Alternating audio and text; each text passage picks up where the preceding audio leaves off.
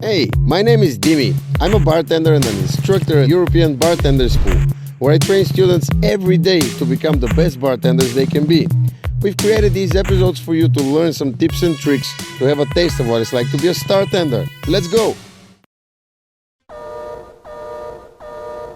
Hello again! In today's episode, we're going to show you some cool things you can do with ice. First, I would like to show you how to make some crushed ice at home, and you can either choose to use professional tools or things you can easily find at home. So you just spread the towel and put some ice cubes in it. Then we close it and give it a few good hits with the bottle so we crush the ice. And now let's see what's inside. Now this is some great crushed ice you can use for so many drinks like mojito, mai tai, or even a mint julep. And now guys, I would like to explain to you how to make a nice and clear ice cube just like this one. All you need is a styrofoam box. Any size would work depending on the size of your freezer.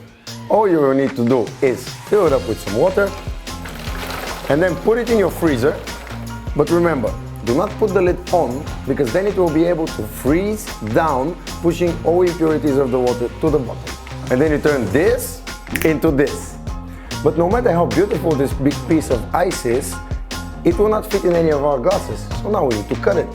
For that, you can either choose to use a fancy Japanese saw or your bread knife.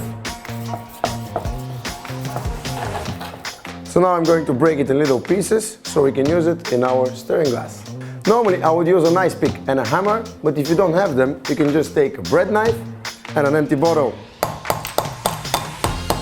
And I've already put some ingredients for a delicious rum old-fashioned in the stirring glass, and we'll add our clear ice cubes to stir.